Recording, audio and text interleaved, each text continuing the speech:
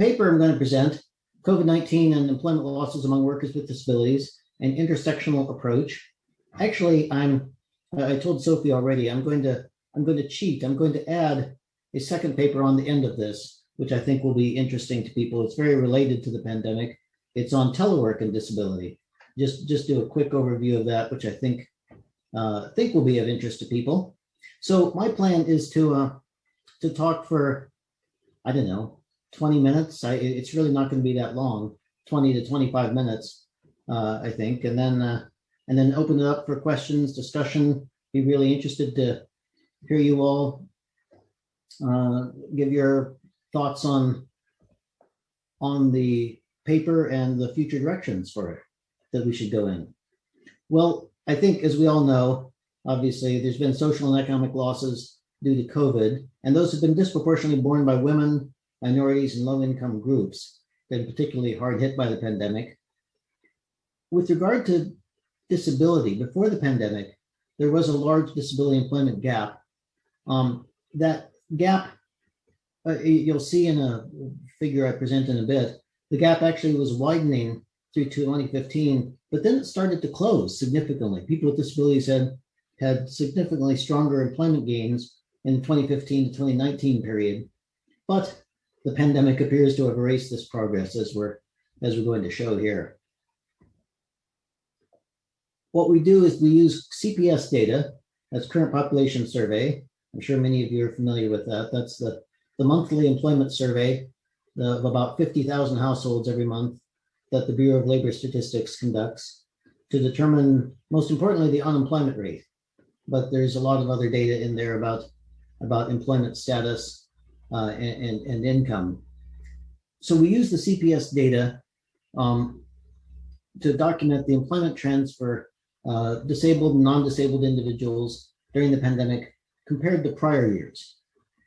And the big contribution, we think, is, well, we hope it's a big contribution, is to do an intersectional analysis, looking at how disability may interact with race, ethnicity, gender, and to some extent age and education, although we focus mainly on gender, race, and ethnicity.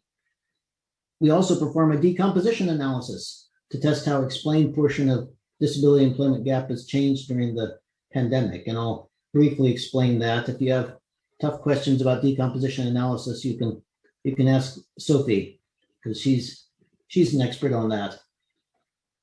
So background, I think, as most of us here are familiar with, people with disabilities are less likely to be employed.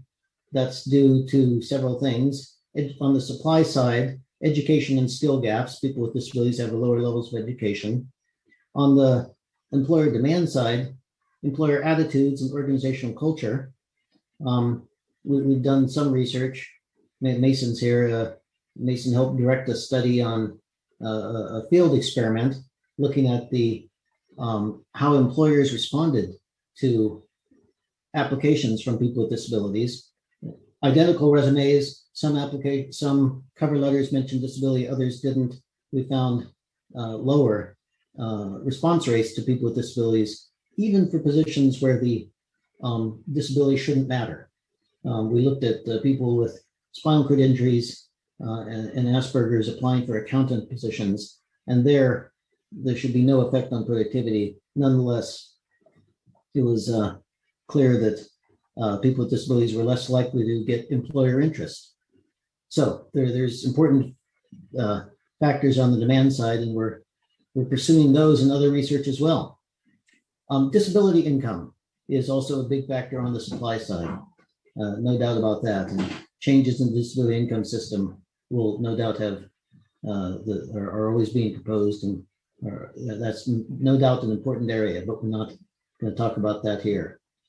People with disabilities also face a pay gap of about 10% compared to otherwise similar people without disabilities in the same occupations. People with disabilities are also more likely to work part-time in contingent work and gig work with few benefits, and in service and blue-collar jobs. And the fact that they're more likely to work in service and blue-collar jobs is a big factor in the effects of the pandemic, as you'll see. Types of jobs are hard hit by the pandemic, business closures. So as I said, we use the current population survey. We identify disability using the disability identifiers, which measure four types of impairments: hearing, vision, cognitive, and mobility impairments, and then 2 types of activity limitations: difficulty with self-care, dressing or bathing inside the home, or going outside alone. Those are, Lisa and I just did a webinar this morning at American University, and there was a question about that. How is that really inclusive? And no, it misses some people, no doubt. In fact, in our voting surveys, we've added a 7th question, kind of a cleanup question to try to catch other kinds of disabilities as well, a very broad question.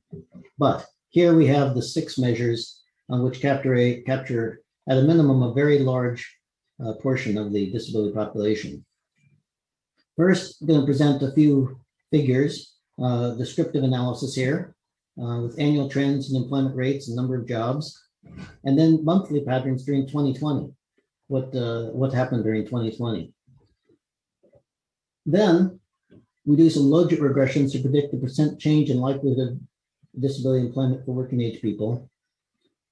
And then the third major portion of the analysis is a decomposition of the employment gap, following the precedent set by Fairley.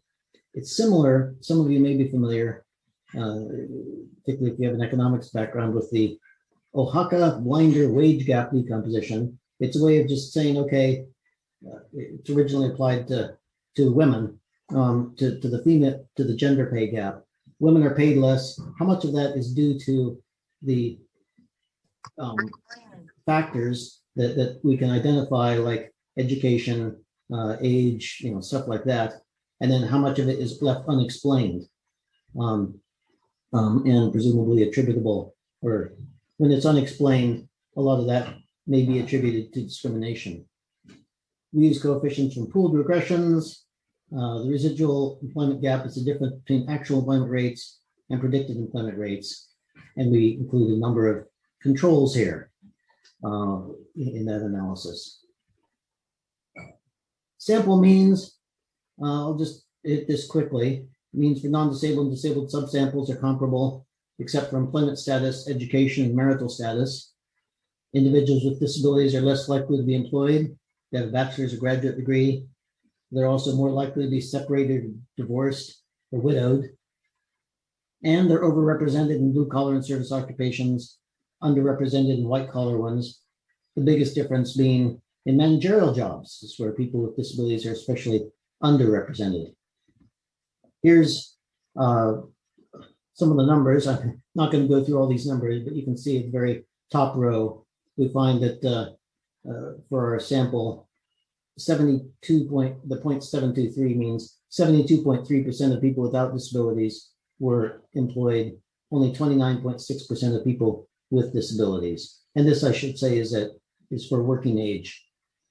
Not a big difference in male-female here, or in race, but as I mentioned, people with disabilities are much less likely to have college degrees, or in fact any college, and they're more likely to not be married. So employment patterns, as I said, I'll present several figures here. First of all, the annual employment rates by disability status, then the monthly rates in 2020 by disability status, and then do some stratification by disability, race, and gender.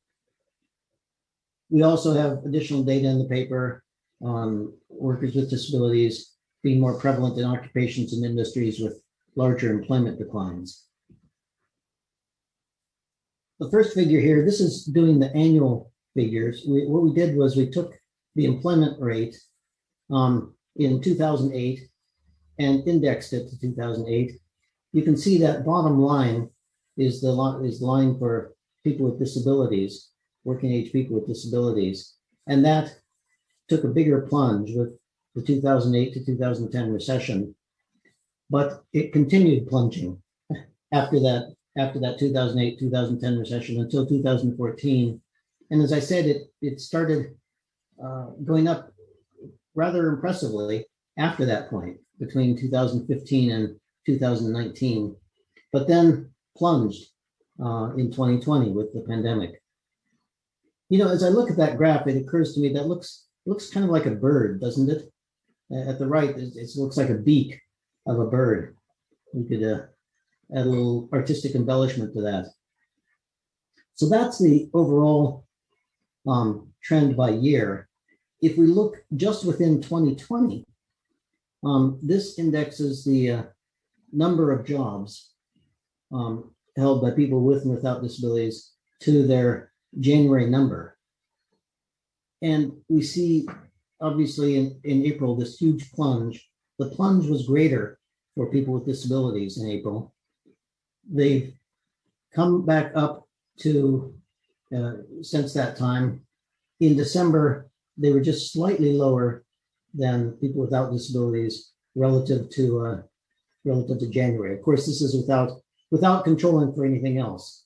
So, and that's what we're going to do with the logits and the decomposition.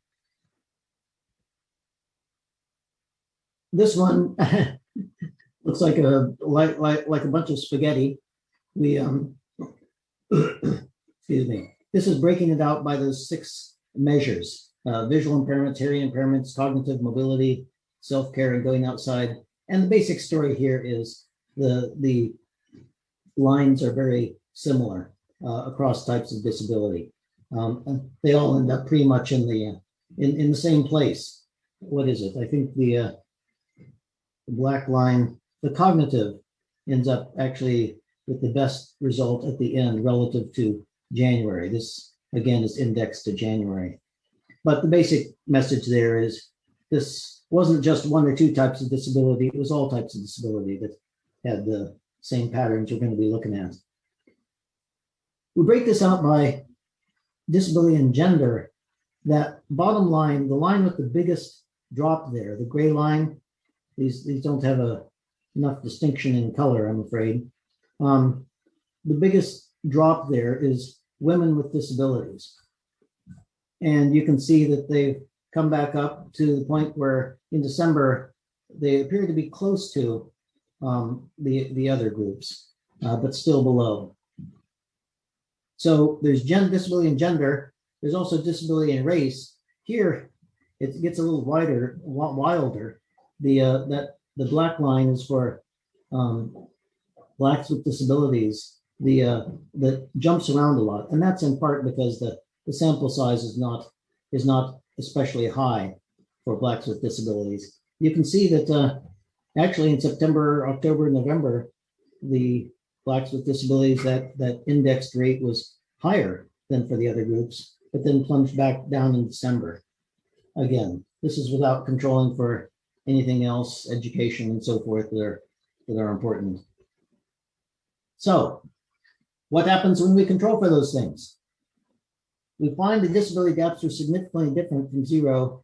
We ran logits using all the months, and then looked at, based on those results, what were the disability gaps, what was the change in the disability gap between January and April, and then January and December, relative to the changes for people without disabilities.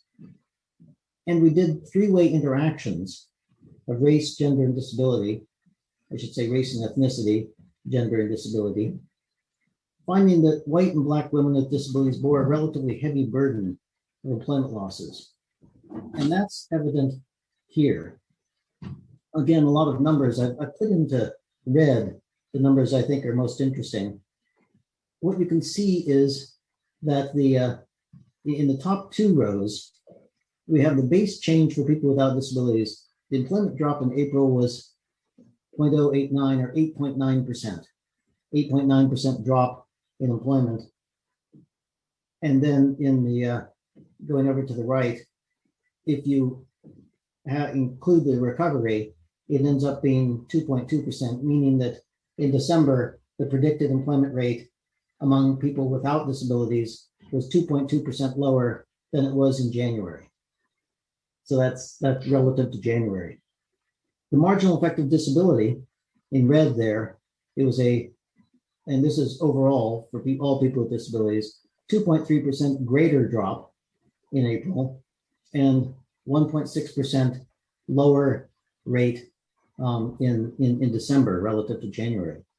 So there is a significant difference that people with disabilities were harder hit by the pandemic, which of course is a key question of interest in our paper. We then use those Logit results to break it out by disability, race, and gender. The base change we compare these groups to white men without disabilities. For white men without disabilities, you can see the 6% drop in April, 1.7% drop through December. In red, I put the significant results here. We find that among men with disabilities, it's the Hispanic Latino men with disabilities who had a much larger drop in employment. The extra drop was 10.3% on top of that 6% for white men without disabilities. So overall, 16% drop. And in December as well, continued to be a 10% lower employment for Hispanic Latino men with disabilities. For women with disabilities, white non-Hispanic women had the 6% greater drop in April. Black non-Hispanic women had 11% greater drop. Hispanic Latino women had 10% greater drop. So obviously a bigger drop for women with disabilities, again, relative to white men without disabilities. So that's the basic Logit results showing that, yes, there do seem to be some intersectional effects going on here. We then turn to decomposition. And again, decomposition is where we take the differences, the overall differences between two groups, in this case, people with and without disabilities, and we see how much of that difference can be explained by the, in this case, occupation, industry, education, demographic variables. We find very little of the disability employment gap overall. This is just looking, within the January to April period and within the April to year. That should say, whoops. That should say April to December. I didn't get that edited right. This is from a previous presentation. So 8.3% of that gap is explained by these variables in January to March, 15.6% in April to December. About 40% of the increase in the disability employment gap moving from the first period to the second period is explained by these factors. And let me show you the numbers again here. We find in January to March, the first red number there, 0.0587, indicates that the difference in employment rates was basically 5.9 percentage points. I should emphasize here that for the sample, because we have occupation and industry data in there, the CPS only collects occupation and industry for people who have a job now or who had a job within the past 12 months. So this is excluding a lot of people with disabilities who have not had a job, within the past 12 months. And that's, we're forced to do that by the fact that we want to use these occupation and industry variables. So this is, you could see this as a group of people who are pretty attached to the labor market, given that they've had a job either now or in the past 12 months. Even there, we find that people with disabilities are less likely to be employed in January to March. And April to December, after the pandemic hit in full, the gap widened to 7.56%. The change over there is 0.0168. So the widening of the disability employment gap between those two periods, and it's a statistically significant widening. How can we explain it? Well, the variables that we have in there, occupation, industry, education, other demographics, age and so forth, the grand total, we can explain 0.0069 of that gap, which is at the very bottom right here, you can see 40.8. We can explain 40.8% of the increased gap using all of our variables. The biggest contributor there is occupation. 0.0034 is very close to half of the total explained. So occupation, the occupations that people with disabilities were in are a very strongly significant predictor of the of their greater decline. If I said that right, of the fact that they had a bigger employment decline during the pandemic. There was also a role played in particular by education, and some role played by industry and other demographics, but those changes were not statistically significant. So that's the basic message there, that occupation seems to be a major factor in explaining the increase in the decreased employment of people with disabilities, but it's not the full factor. We still have a significant unexplained gap, and that could reflect a lot of things. It could reflect discrimination, the fact that people with disabilities are more likely to be laid off first. And in fact, Sophie and I have published path-breaking research on that in past recessions, showing that people with disabilities face higher risks of layoff in general. And that seems to be applying to the pandemic as well. So, conclusion on this: white and black women with disabilities experienced relatively greater employment losses during the pandemic compared to white men without disabilities. I just went through the decomposition results here. They seem to show a substantial disability gap in employment after controlling for all these factors, and the disability gap appeared to increase during the pandemic. Occupation, industry were important, especially occupation, but there's still an increase in the unexplained component. Now, that's the basic results there. Let me just briefly review a bonus paper, Telework After COVID, a silver lining for workers with disabilities, with Mason. Actually, I'm glad Mason joined us here, so he can check me on any of these results. The basic points here, and I'll just go through this quickly. The COVID pandemic was a blow to all workers, but it may ultimately have a silver lining for some workers with disabilities if it makes work from home easier and more acceptable. In addition, the pandemic is shaking up traditional workplace structures, causing employers to rethink how essential tasks can be done, which may broaden their view of workplace accommodations. How exactly can this job be done? And that may be a benefit for people with disabilities. Home-based work may have particular advantages for people with disabilities. Reduced commuting time and expense may be important for some people. And I think more importantly, increased flexibility is a particular value for people with disabilities, especially if you need frequent breaks from work, being away from a stressful environment, going to medical appointments, and so forth. But as we know, there can be downsides: social isolation, blurred lines between family and work, being out of sight, out of mind. So it's obviously not a panacea. Is working at home a reasonable accommodation? Courts have generally said no. Employers are not required to allow workers with disabilities to work from home, though there have been some exceptions, especially with high-level positions, and especially if the working at home is offered to other workers. It'll be interesting to see if these attitudes change as a result of the pandemic, if courts take a different view. We analyze every data set we can find pre-pandemic, pre-COVID, to look at this. American Community Survey, Current Population Survey, American Time Use Survey. I won't go into the details there. You can see more in the paper if you're interested. People with disabilities are more likely to work at home.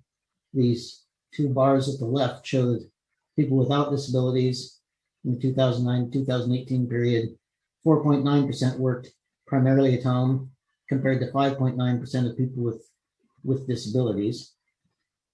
It's especially common among people with difficulty going outside alone, which is not surprising. At the right, you can see 7.4%. Interestingly, the working primarily from home has been increasing over time, using the ACS data here. though it was increasing slightly faster for workers without disabilities. So that top line there is people with disabilities, and you can see it going up. It's going up faster for people without disabilities, so they're catching up to some extent. And obviously, we're going to be very, very interested in what happens in 2020 when the ACS and CPS, well, that's ACS data really for telework are going to be available.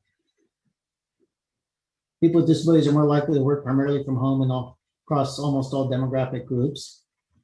And the disability gap is maintained when controlling for demographic factors and occupation.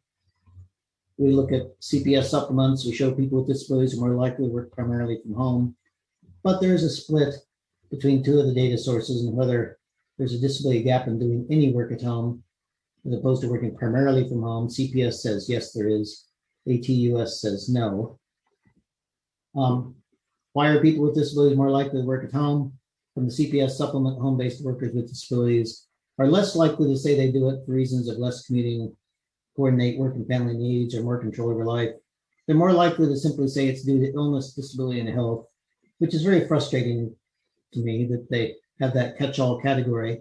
I'd like to know, okay, what is it about your illness, disability, or health that requires you to work at home or that leads you to work at home? Important question, apart from incidence, is how do wages compare? Home-based workers earn less than on-site workers, 9.7% less among workers with disabilities, 6.5% among workers without disabilities. And workers with disabilities earn less than those without disabilities in both arrangements. The disability pay gap, 13.5% among home workers, 10.4% among on-site workers. So the big message here is home-based work doesn't rectify the disability pay gap. It may help with employment, but not with the pay gap. Last thing on this, what's the potential for greater home-based work? Some jobs have high potential, but others have very low potential. Many person blue-collar jobs, food preparation, personal care, construction. Workers with disabilities are disproportionately in the jobs with low potential. We use some estimates based on which occupations are most amenable to home-based work. And based on those estimates, using job task data from ONET, only 34% of people with disabilities are currently in jobs with high potential for telecommuting, compared to 40% of workers without disabilities. So conclusion, workers with disabilities are currently more likely to work from home. Many may benefit from expanded work at home opportunities, which we hope occurs from the pandemic. We hope that there's greater opportunity following the increased experience of work from home with the pandemic. But the types of jobs people with disabilities currently hold constrain this potential. One last note here, preview of coming attractions. We were able to, working with Syracuse and Harvard University, able to get the Employment Policy Center set up. It's based at Syracuse, 5-year center, funded by the U.S. Department of Health and Human Services. The overall goal is to study the effects of employment policies on the employment of people with disabilities, to focus on facilitating increased employment. And I'll just quickly mention we're doing 5 projects at Rutgers. One project is on paid sick leave and paid family leave, looking at state level policies, like states like New Jersey adopted paid family leave. I believe it's 12 states now that have adopted some form of paid leave. How does the employment earnings of people with disabilities look? We'll do pre-post comparisons in a quasi-experimental framework, and I think that'll be interesting. Telework, we're going to do more work on telework. Contingent work, unemployment insurance. Obviously, the CARES Act expanded unemployment benefits, and we'll look at the effects of that on incomes and job search of people with disabilities, given that, as I just showed, people with disabilities had their employment harder hit by the pandemic. People with disabilities may have their incomes more strongly affected by that CARES Act. And finally, minimum wages, with a focus on the effects of state level minimum wage increases, as well as policies that restrict the use of sub-minimum wages for people with disabilities under the 14C program. And that one's got a lot of policy relevance because a lot of disability groups want to get rid of that 14C program where it's legal to pay people with disabilities less than the minimum wage as long as you go through a certain process registered with the Department of Labor. So disability groups, a lot of disability groups don't like that. And the Biden administration doesn't either. The Biden administration has proposed phasing out that 14C. So that's a highly policy relevant one. And that is all I have. I wanted to get through that somewhat quickly. I hope I didn't talk too fast, but I am very interested in any questions, comments, ideas you all may have. Thank you.